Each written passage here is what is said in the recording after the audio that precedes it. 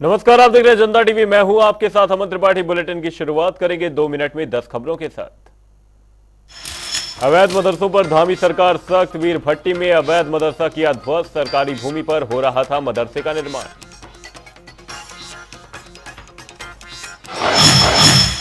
लोकसभा चुनावों से पहले 5 राज्यों के विधानसभा चुनावों की तैयारियां। बीजेपी ने कई राज्यों के नेताओं को सौंपी जिम्मेदारी। मंत्री डॉक्टर धन सिंह रावत, सांसद निशंक समेत कई नेताओं को सौंपा पद। डीएवी पीजी कॉलेज की दीवार गिरने से युवती की मौत। कांग्रेस ने की कार्रवाई की मांग। प्रशासन पर लगाया लापरवाही का आरोप। 24 के चुनावों में जुटी कांग्रेस। राज्यपाल नरेश बंसल ने कांग्रेस पर साधा निशाना। कहा, कई गुटों में बटी कांग्रेस।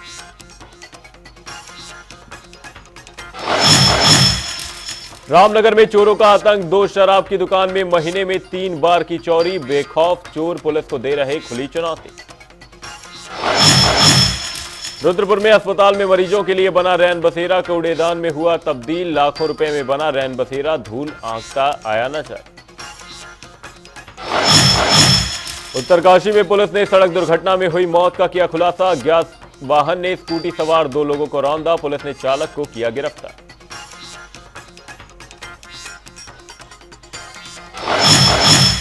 हरिद्वार में पुलिस के हाथ लगी सफलता। नशा तस्कर को किया गिरफ्तार। लाखों रुपए की स्मैक के साथ किया बरामद। जसपुर में पुलिस की बड़ी कार्रवाई। छापेमारी के दौरान शराब बनाने के उपकरणों को किया नष्ट। लाखों रुपए की कच्ची शराब की बरामद। 4 धाम में श्रद्धालुओं की बड़ी संख्या। हेमकुंड साहिब में ही पहुंचे लाखों की तादाद में श्रद्धालु। अब तक 50 लाख से ज्यादा श्रद्धालुओं ने किए दर्शन।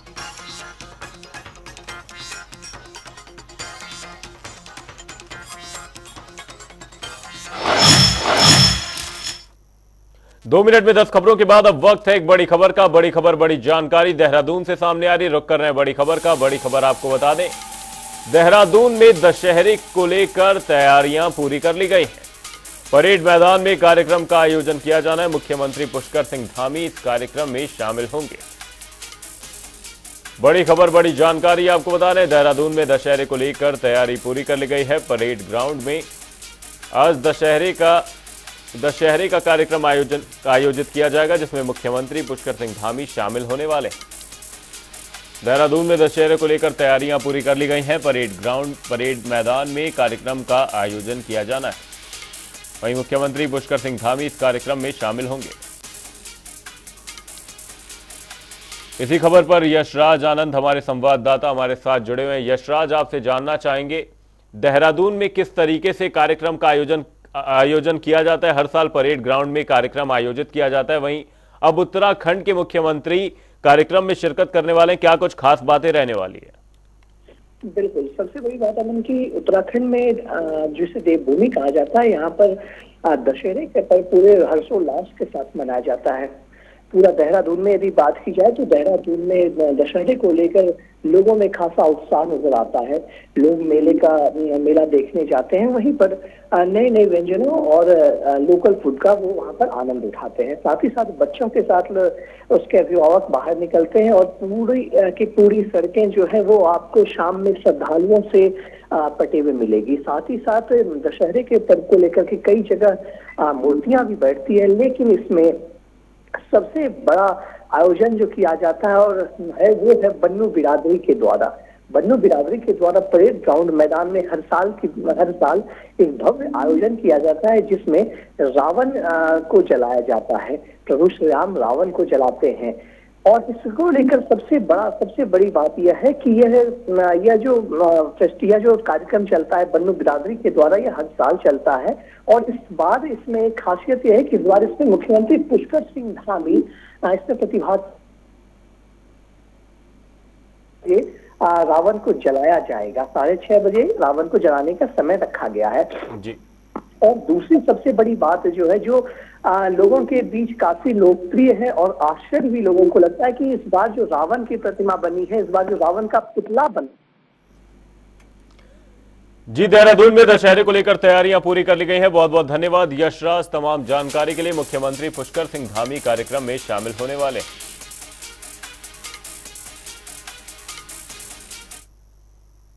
मुख्यमंत्री पुष्कर सिंह धामी नैनीताल जिले के दौरे पर हैं। इस दौरान सीएम धामी ने राज्य अतिथि गृह में पार्टी पदाधिकारियों के साथ समीक्षा बैठक की। इस दौरान बैठक में कई मुद्दों पर चर्चा की गई। सीएम धामी ने अधिकारियों के साथ कुमाऊं मंडल में गतिमान विकास कार्यों और सड़कों की अद्यतन स्थिति को लेकर चर्चा की।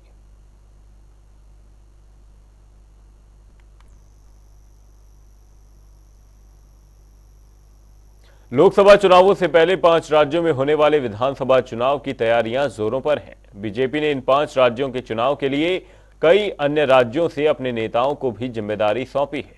इसी कड़ी में पूर्व मुख्यमंत्री डॉक्टर रमेश पोखरियाल निशंक, कैबिनेट मंत्री डॉक्टर धन सिंह रावत समेत कई वरिष्ठ नेताओं को राजस्थान और मध्य प्रदेश में अलग अलग स्थानों की जिम्मेदारी दी जा चुकी है, जिसके लिए ये तमाम नेता अपने अपने कार्यों में लगे हुए हैं।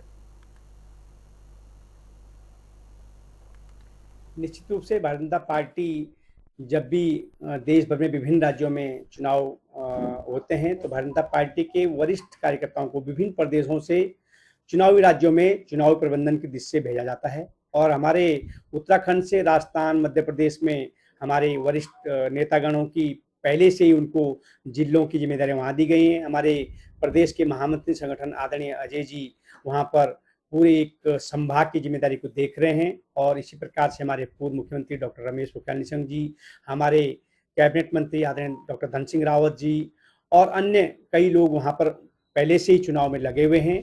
और आगे चुनाव नजदीक आने पर भारतीय जनता पार्टी के अन्य वरिष्ठ नेताओं को, चाहे हमारे प्रदेश स्तर के नेता हों या जिन्होंने विभिन्न राज्यों में चुनाव में काम किया है, ऐसे अनुभव जिन्होंने प्राप्त किया है, ऐसे लोगों को हम उन राज्यों में मध्य प्रदेश और राजस्थान में भेजने जा रहे हैं।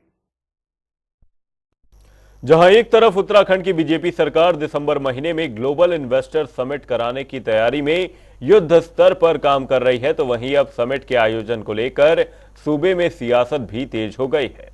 बीते दिनों कांग्रेस प्रदेश अध्यक्ष करण माहरा और पूर्व मुख्यमंत्री हरीश रावत ने बीजेपी की उत्तराखंड सरकार पर ग्लोबल इन्वेस्टर समिट को लेकर निशाना साधा था, जिसको लेकर अब हल्द्वानी से कांग्रेस विधायक सुमित हृदयेश और उत्तराखंड कांग्रेस के प्रदेश प्रवक्ता दीपक बलियोटिया ने प्रदेश की बीजेपी सरकार पर समिट कराने को लेकर कई सवाल खड़े किए हैं।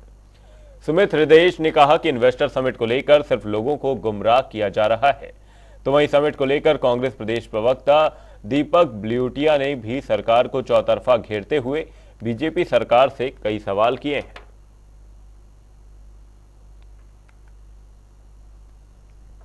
समिट तो जब माननीय त्रिवेंद्र सिंह रावत जी भी मुख्यमंत्री थे तब भी हुआ, तो उसका नतीजा नील बट्टा सन्नाटा था। अब निवेश के लिए फिर से बात करी जा रही है। हम तो ईश्वर से यही प्रार्थना करेंगे अपने प्रदेश की उन्नति के लिए कि सारा निवेश जो है, सारा इन्वेस्टर जो है पूरे देश विदेश का उत्तराखंड में आए और यहाँ की सरजमीन पर इन्वेस्ट करे। ये तो हम सबकी सामूहिक प्रार्थना है। लेकिन सरकार की जो कार्यप्रणाली रही है इन 1.5 सालों में, उससे सवाल उठाना आवश्यकता है, क्योंकि घोषणाएं अनेक और काम शून्य। अभी छोटा सा उदाहरण मैं आपको दे रहा हूं कि माननीय मुख्यमंत्री जी हल्द्वानी आए थे, उन्होंने 5 करोड़ रुपए की घोषणा करी गड्ढों को भरने की। वो पैसे धनराशि आज तक अब मुक्त नहीं हुई है। अखबार में न्यूज आई कि मुख्यमंत्री जी का, देखिए जहां भी मुख्यमंत्री घोषणा करते हैं, मुख्यमंत्री का घोषणा सेल होता है जो फॉलो अप करता है कि विकास करने के लिए सबसे पहले एक रोड मैप तैयार किया जाता है। 6 IAS को लेकर विदेशों में घूमना और अन्य मंत्रियों को साथ सिर्फ प्रदेश के पैसे की बर्बादी है। Public policy and management ISB institute Hyderabad की हम बात करते हैं या हम मोहाली की बात करते हैं, इस तरह की ऐसी संस्थाएं, हमें उनसे मदद लेनी चाहिए कि भैया हमारे उत्तराखंड में हमारे पास ये रिसोर्सेज हैं, हम कैसे पब्लिक के हित में पॉलिसी बनाएं। हमें बाहर से एजेंसीज हायर करनी पड़ेंगी जो हमारे एक उत्तराखंड के रोड मैप को तैयार करें। हम सिर्फ IAS का मतलब ये होता है सिर्फ एडमिनिस्ट्रेटिव सर्विसेज डिलीवर करना। प्लानिंग का कोर्स जिसने किया है वो प्लानिंग ही कर सकता है। तो पहले एक प्रॉपर रोड मैप होना चाहिए और उस रोड मैप को उसके बाद हमारे पास मार्केटिंग पॉलिसी होनी चाहिए। खाली आप सिर्फ ये कहीं आए आप इन्वेस्टमेंट करें, आपको कोई नहीं आएगा। आपकी जो प्रस्ताव आए, मैं आपको 100% गारंटी के साथ कहता हूं कि ये जो जितने भी प्रस्ताव आपके पास आए, इनमें जो बड़े इन्वेस्टर्स हैं बिल्कुल भी नहीं आने वाले।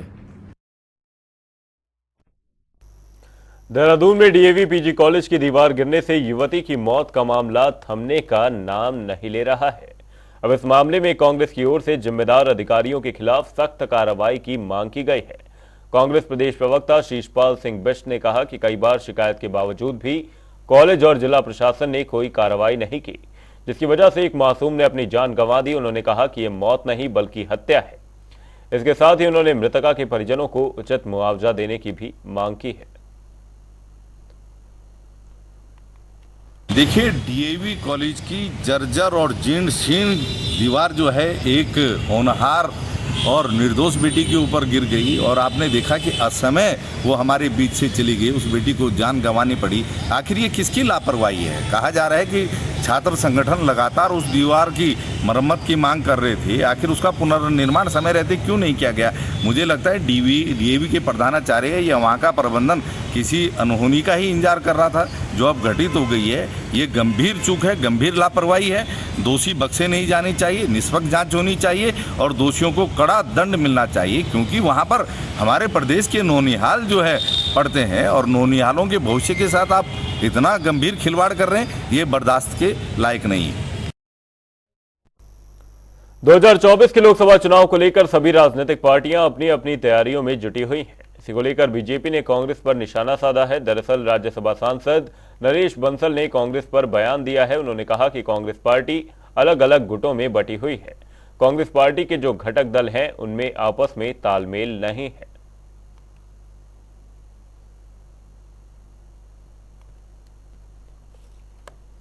वो सब दावे ठोपेंगे। ये अलायंस, मुझे लगता है जहाँ तक अलायंस चलने वाला नहीं है। इसमें हर एक महत्वाकांक्षी है और आपस में इनका कोई संवाद ठीक से होता नहीं है। अभी आपने 2 दिन पहले देखा अखिलेश जी ने क्या कुछ कहा कांग्रेस और राहुल के बारे में, ममता जी क्या कहती हैं। इस प्रकार इनका सबका आपस में कोई सामंजस्य होना नहीं है।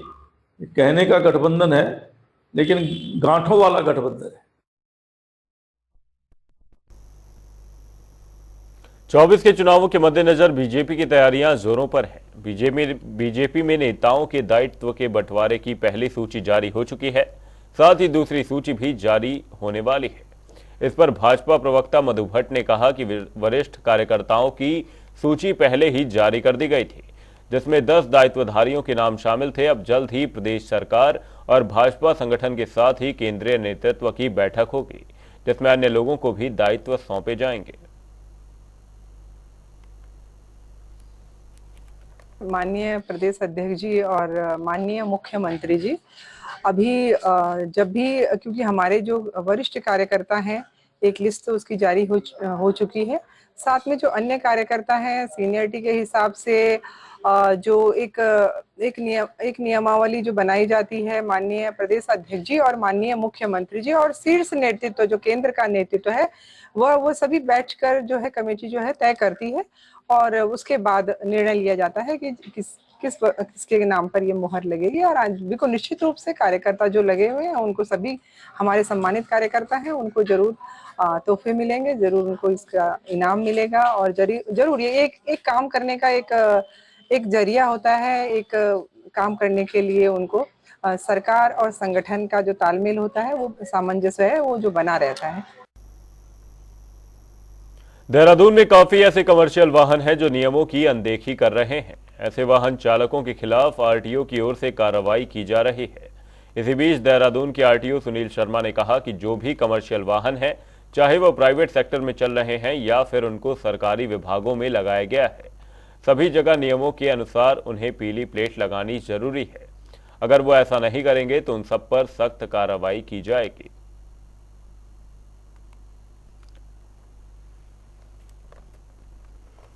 देखिए, हमारे माध्यम से विभागों को, विभागाध्यक्षों को और राज्य संपत्ति विभाग को बाकायदा नोटिस भेजे गए हैं कि कृपया वो ये अपनी स्तर से सुनिश्चित करें कि कोई भी गाड़ी जो उनके द्वारा हायर करी गई हो और उसका उपयोग अगर वाइट प्लेट में किया जाता है तो उसको उसके विरुद्ध क्या कहते हैं हमारे को सूचना दें, हम उसका चालान करेंगे और अपने स्तर से भी वो ये सुनिश्चित करें कि ऐसी वाइट प्लेट में गाड़ी ना चलाएं, क्योंकि अगर सड़क पर हमारे द्वारा प्रवर्तन कार्रवाई करी जाएगी, इससे क्या अच्छा संदेश नहीं जाएगा। सर आप देहरादून में परेड ग्राउंड में दशहरे के मेले का आयोजन किया जाना है, जिसको लेकर तैयारियां जोरों पर हैं। वहीं इस पर देहरादून एसएसपी ने जानकारी देते हुए बताया कि मेले में मुख्यमंत्री पुष्कर सिंह धामी के साथ ही कई विधायक भी शामिल हो सकते हैं, जिनकी सुरक्षा को लेकर इंतजाम किया जा रहा है। मेले में दूर दराज से लोग आते हैं, जिसको लेकर यातायात व्यवस्था पर भी ध्यान दिया जा रहा है।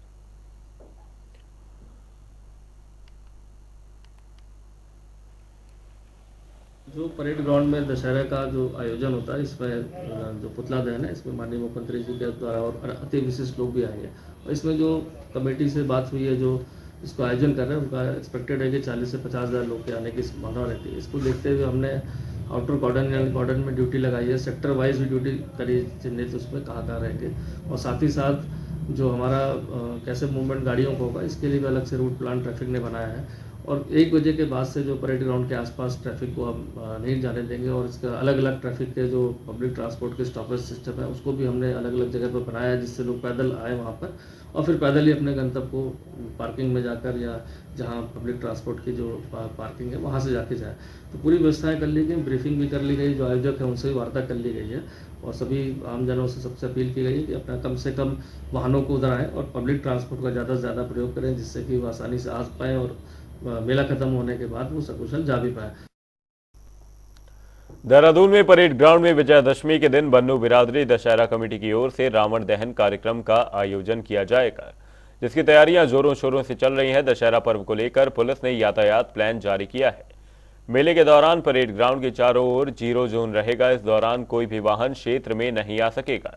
इसके साथ ही पुलिस ने 3 अलग अलग रूट के लिए पार्किंग भी चिन्हित की है। यह 6 जगह बैरियर पॉइंट बनाए गए हैं। साथ ही विक्रमों और सिटी बस के रूट भी डाइवर्ट रहेंगे। वहीं एसपी ट्रैफिक सर्वेश पवार ने लोगों से पुलिस का सहयोग करने की अपील की है। इसमें हमारा जो मुख्य कार्यक्रम है वो परेड ग्राउंड है, तो उसके संदर्भ में हम लोग इसमें जो है पूरा जो परेड ग्राउंड जोन है उसे 0 जोन बनाते हैं।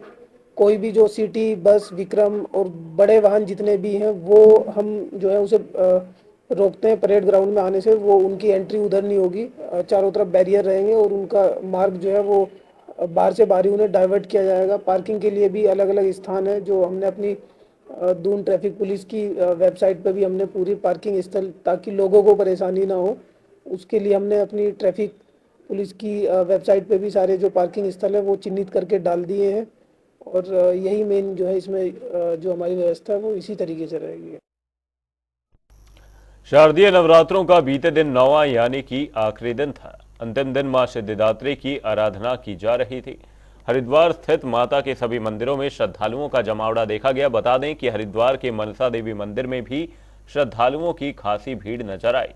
मान्यता है कि यहां सच्चे मन से की गई सभी मनोकामनाएं पूरी होती हैं, इसलिए दूर दराज से श्रद्धालु यहां अपनी मन की मुरादें लेकर पहुंचते हैं।